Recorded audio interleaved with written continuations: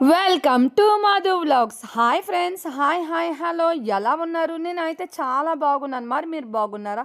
ఈరోజు నేను చూపించే ఈ ఐస్ క్రీమ్ ఇంట్లోనే చేశానండి. చాలా అంటే చాలా హెల్దీ రెసిపీ. మనకి వేసవి కాలంలో పిల్లలకి ఒంటిపొట్టు బోడలు పెట్టినప్పుడు ఎక్కడి నుంచి వస్తాడో తెలీదు. కరెక్ట్గా పిల్లలు వచ్చే టైంకి ఐస్ బండోడు ఐస్ ఐస్ అని అనుకుంటూ వస్తాడు. అలాంటప్పుడే మనకు అనిపిస్తుంది ఇంట్లోనే చేసి పెట్టేస్తే సరిపోద్ది కదా. ఎందుకంటే బయట చేసే దాంట్లోనే ఎక్కువగా ఫుడ్ కలర్స్ కానీ ఇంకా పెస్టిసైడ్స్ కానీ ఇలాంటివన్నీ యూజ్ చేస్తారు. అవన్నీ పిల్లలకి అన్‌హెల్తీ. ఇలా ఒకసారి చేసి పెట్టండి. చాలా అంటే చాలా హెల్తీ. Let start. ఫస్ట్‌లీ ఒక కప్ తీసుకొని దాంట్లో ఒక 2-3 table spoons chia seeds add చేసుకోండి. నేను ముందుగా చెప్తున్నానండి, ఈ యాక్టివిటీ అనేది పిల్లలతోనే చేయించండి. ఎందుకంటే పిల్లలు చాలా ఎంజాయ్ చేస్తారు. వాళ్ళకి కూడా కుకింగ్ మీద ఇంట్రెస్ట్ గట్టా ఉండాలి కదండీ. అందుకే నేనైతే మాత్రం ఈ ఐస్ క్రీమ్ మా పిల్లలతోనే చేయించాను. ఇలా తీసుకున్న చియా సీడ్స్‌లో ఒక 4-5 టేబుల్ స్పూన్స్ వాటర్‌ని యాడ్ చేసుకోండి. మెజర్‌మెంట్స్ ప్రకారంగా అయితే ఒక హాఫ్ కప్ వాటర్ అయితే సరిపోద్ది. ఇలా యాడ్ చేసుకున్న మొత్తాన్ని మనం కలుపుకుంటూ పక్కన పెట్టుకోవాలి. మూత పెట్టి పక్కన పెట్టుకోవాలి. ఆ తర్వాత మనం ఏం చేయాలంటే ఒక మిక్సర్ జార్ తీసుకోవాలి. ఆ మిక్సర్ జార్‌లోని పటిక బెల్లం యూజ్ చేసుకోవాలి. ఎందుకంటే మనం ఇక్కడ షుగర్ ప్లేస్‌లోని పటిక బెల్లాన్ని వాడుతున్నాం అనమాట.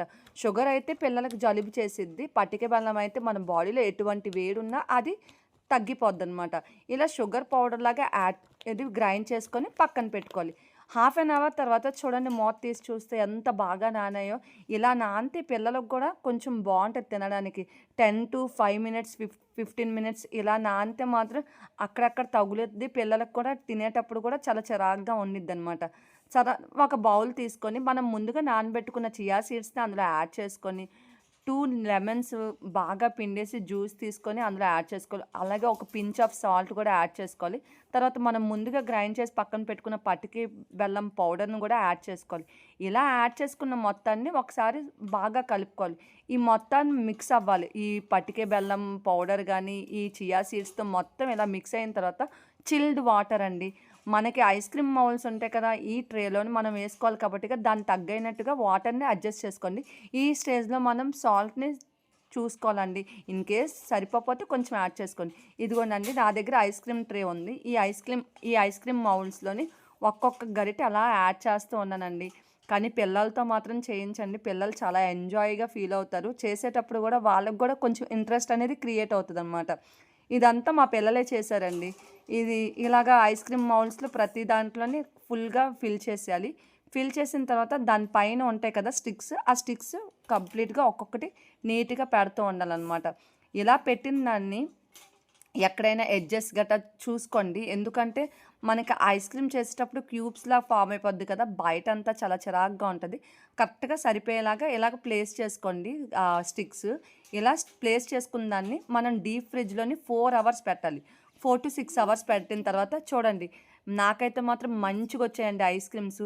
వెంటనే తీసేయొద్దు. ఒక 10 మినిట్స్ అలా వదిలేయండి. ఆ తర్వాతే మనకి క్యూబ్స్ అనేవి బౌల్స్ నుంచి సెపరేట్ అవుతాయన్నమాట. చూసారా ఎంత బావుందో కలర్‌ఫుల్‌గా. ఇలాంటివి ఒకసారి తీసుకోండి. ఇవి అయితే నేను తీసుకుంది డీమార్ట్‌లో కొన్నాను. చాలా రీజనబుల్ ప్రైస్ అండి. చాలా అంటే చాలా పిల్లలు ఈ కలర్ స్టిక్స్‌తోని తినడానికి కూడా చాలా ఇష్టపడతారు. చాలా ఇంట్రెస్టింగ్‌గా కూడా ఉంటదనమాట.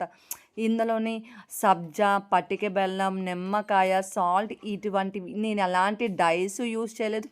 ఎలాంటి కలరింగ్ ఏజెంట్స్ యూజ్ చేయలేదు.